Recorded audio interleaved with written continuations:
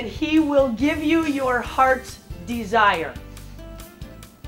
How many people have ever heard of the marshmallow experiment? Let me see a show of hands.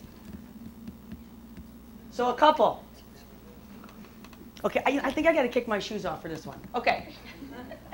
There's a gentleman from Stanford University, Walter Mischel. He did this survey with 400 4-year-olds. How many people can picture a 4-year-old in their mind right now?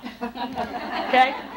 Okay, so he did this survey, 400 4-year-olds. He put them in a room by themselves at a table, which I'm going to go to in just a minute.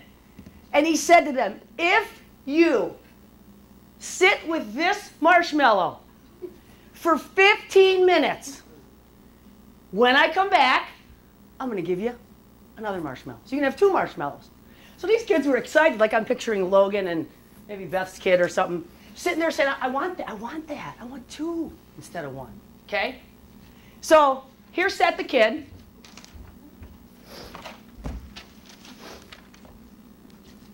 And he had to wait 15 minutes.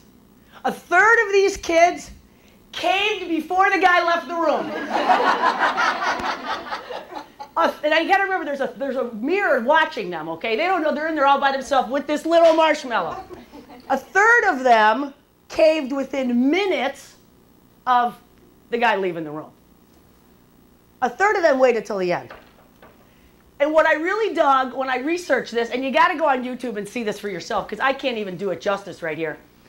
The way that they deflected their desire for this marshmallow was to distract themselves, obviously.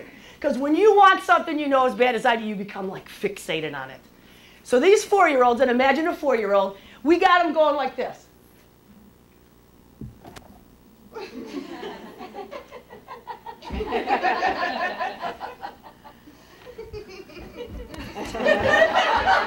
They're looking, I'm telling you, if you've got to do this, I can't even do it justice.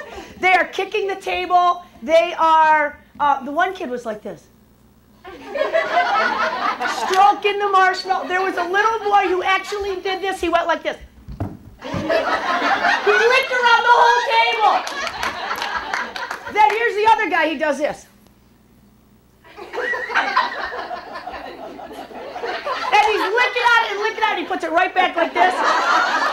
So the guy doesn't know that he licked on it. Okay? So what else did they do? Okay, they're rocking, they're counting. Okay, the fact of the matter is, they did whatever they had to do to exert their God-given willpower to deflect their desire. And that's legitimate. This is the way Kennedy would have to go to sleep every night. You got to know Kennedy to appreciate this. 2 fingers in each hand and 1 in her mouth. I couldn't put her to bed. The first word she said is, "Get out, I want Dad." After she said, "Big nose, really bad." Those are the 2 first things my daughter said to me. So Bob would put her in the crib, and he would have to pat her back about this hard for like 20 minutes, and when he thought she was sleeping, he'd be one of these, and she would be doing this.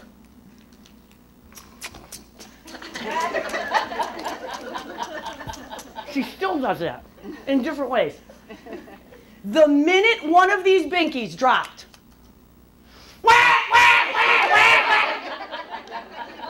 I'm telling you, as God is my witness, that is the way we lived for years. And you could hear her sucking through the monitor, like sucking every bit of life out of this thing.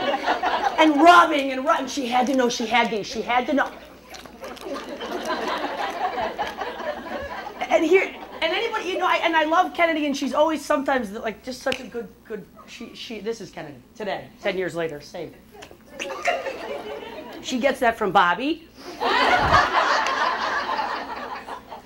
Here's the deal about Kennedy, and I think all of us too. The minute we think we are losing something that we desire so bad, that we make, not our God, but that makes us complete, that we can't even imagine living without, we just start to lose a grip on it and we freak, right? I don't know what that is for you, but we all have that stuff that we just hold on to. It doesn't have to be the really big bad stuff that I hold on to. It could be little stuff. But there's something when we feel like we are losing it that we want it more. And St. Augustine said God just keeps wanting to pour and pour and pour blessings in. But you're like this. He's like this. And we got a God who just says, you know what, I'll do everything if you just give me a crack. He refuses to pry it open and pour it, and he wants us to come with open hands.